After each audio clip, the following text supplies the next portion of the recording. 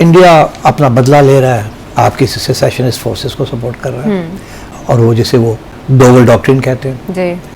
अरे बलूचिस्तान में तो बॉर्डर भी नहीं लगता भारत का, फिर कहां से वो इन्वॉल्व है? आप स्टेट ऑफ पाकिस्तान पे वो एलिगेशंस लगा रही हैं जो भारतीय मीडिया भारत में बैठ के पाकिस्तान के ऊपर एलिगेशंस लगाता है। उसके लिए अगर कह रहे तो आप एलिगेशन समझ रहे तो समझा करें सर। और दुख और तकलीफ की बात तो ये भी है कि हालात बुरे हैं, और इससे ज्यादा दुख और तकलीफ की बात ये भी है कि हम तकसीम दर तकसीम होते जा रहे हैं। क्या बनेगा? दहशतगर्द और दहशतगर्दों का खात्मा करने के हवाले से कब हम इकट्ठे होंगे? आयशा, सच्ची बात यह है कि हमारे यहाँ टर्मिनोलॉजी और इस्तिलाहात ही गलत होती हैं। बाकी हमारे यहाँ कॉन्सेप्ट दहशतगर्दी का क्या है? इस पर मिसरा याद आता है, पेवस्तर है शजर से उम्मीदे बहार रख। लेकिन ये भी ध्यान में रख के शजर सूख तो नहीं चुका, चूंकि वहाँ उससे उम्मीदे बहार नहीं, और ये शजर सूखा हुआ है। इंडिया ये कैसे कह सकता है वहां पे दहशतगर्दी की जंग में उसका कोई किरदार वो कर रहा है? आगे बताएं कि इंडिया और अमेरिका की फौज ने दुनिया में कहां पे मिल के काउंटर टेररिज्म ऑपरेशन किया? भाई पाकिस्तान ने यार उनको पैसा नहीं चाहिए था ना, वो लोग कमा लेते हैं, उनकी ट्रेड चल रही है और कई दूसरी चीजें जिसकी वजह से उनकी इकोनॉमी काफी बेहतर है। सर हम तो पैसे के लिए, दुनिया की कौन सी फौज है जब पैसे के लिए जाती रहती है? सर हेलो दोस्तों, स्वागत है आप सभी का ईपी ज्ञान चैनल पे। तो फ्रेंड्स, आज की वीडियो काफी इंटरेस्टिंग है और आई एम श्योर इस वीडियो को देखने और सुनने में काफी मजा आने वाला है, क्योंकि यहाँ पर पाकिस्तानी कमर चीमा जो कि अपनी बातों को थ्रू पाकिस्तानी गवर्नमेंट और पाकिस्तानी इस्टेब्लिशमेंट का न सिर्फ नरेटिव बल्कि भारत के ऊपर किए जा रहे प्रोपेगेंडे को बहुत ही चालाकी से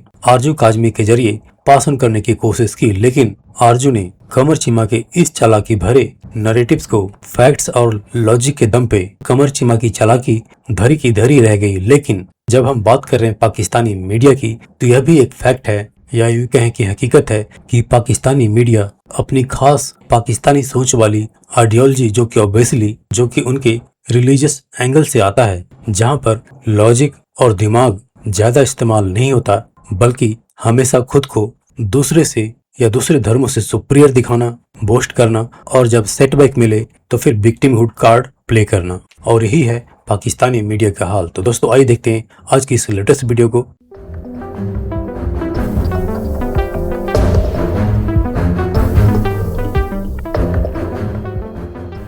सवाल ये पैदा होता है मैडम, इंडिया ये कैसे कह सकता है वहां पे दहशतगर्दी की जंग में उसका कोई किरदार वो कर रहा है?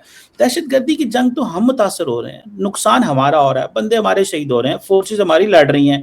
और वो अच्छा, एक बंदे ने मुझे बड़ी इंटरेस्टिंग बात बताई।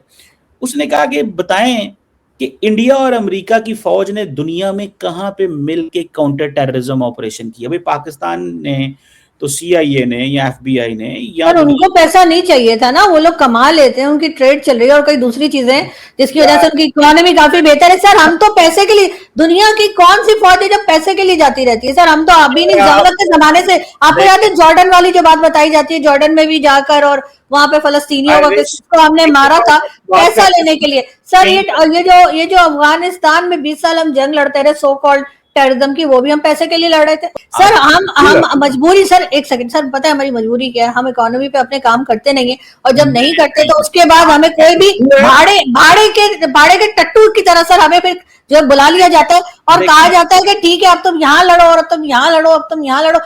सवाल हम जो बात कर रहे थे कि इंडिया उसमें इन्वॉल्व है और वो अब अफगानिस्तान के साथ इस्तेमाल कर रहे हैं। ये पाकिस्तान की गवर्नमेंट ने अभी प्राइम मिनिस्टर ने बलोचिस्तान में कहा है। आप कहती हैं नहीं, इंडिया भी इन्वॉल्व नहीं है, तालिबान भी इन्वॉल्व नहीं है, हम ही खुद इन्वॉल्व हैं, हम ही बंदे बनाते हैं, हम ही मारते हैं, हम ही पैदा करते हैं और हम इन्वॉल्व हैं। बलोचिस्तान में तो बॉर्डर भी नहीं लगता भारत का, फिर कहां से वो इन्वॉल्व है? वो जो मिसिंग पर्सन का इशू है, तो वो कहां से उठा के हमारे बंदे ले जा रहे हैं? तो हमारी अपनी स्टेट, हमारी अपनी एजेंसीज उठा के ले जा रही है ना सर लोगों को। और ये जो भारत से जो मोहब्बत है नहीं सर, भारत की मोहब्बत नहीं बोल रही, सॉरी सर, मुझे अपनी कंट्री से मोहब्बत है, मुझे भारत से मोहब्बत नहीं, मुझे अपनी कंट्री से, और अपनी कंट्री में जो गलत हो रहा है वो मैं बोलूंगी सर। आप स्टेट ऑफ पाकिस्तान पे वो एलिगेशंस लगा रही हैं जो भारतीय मीडिया भारत में बैठ के पाकिस्तान के ऊपर एलिगेशंस लगाता है।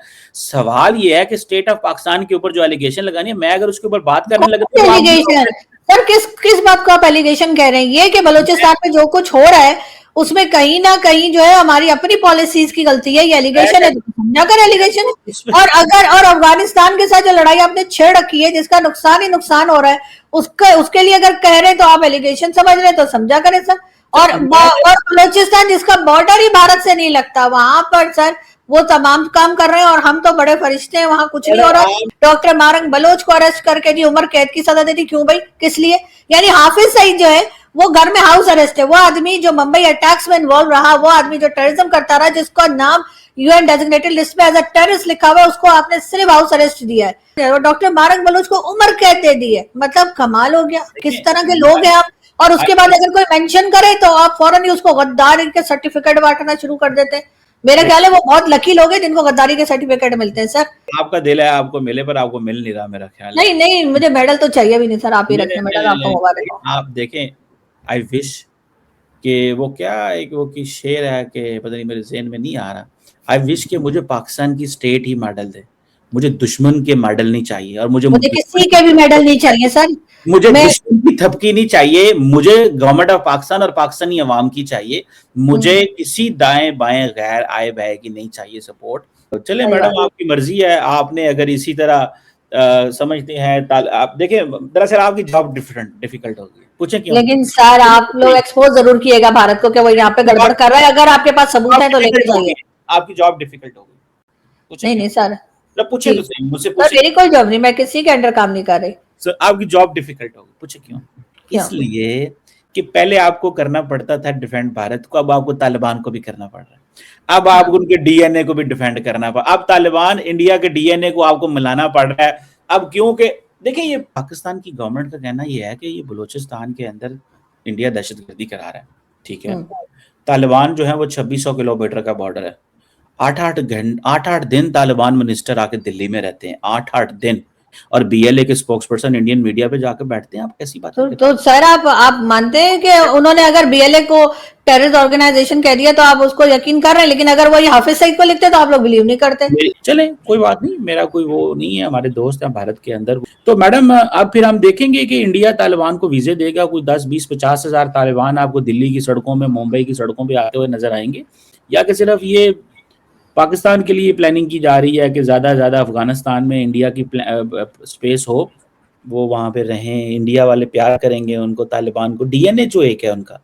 सर डीएनए की बात नहीं है, अगर डीएनए उन्होंने कह दिया, लेकिन अगर ना भी कहा होता तब भी अफगानिस्तान के लोग और भारत के लोग साथ बैठ के चाय पीते हुए नजर आएंगे। ऐसा थोड़ी है कि हमारे फील्ड मार्शल साहब की तरह जो अमेरिका गए दावत के ऊपर, जो अब आज तक बात की जाती है कि लंच पे बुलाया था, लेकिन किसी ने देखा नहीं कि वो लंच करवाया भी था या नहीं, इसलिए कि कब किया कोई तस्वीर नहीं है, ना खानों की, ना खुद की, ना टेबल की, कहीं की तो फोटो होनी चाहिए थी ना सर। मुझे तो डाउट है कि कुछ खिलाया भी है, तो सर मैंने तो एक सिंगल फोटो नहीं देखी जिसमें कि फील्ड मार्शल साहब खाना खाते दिखाई दे रहे हैं।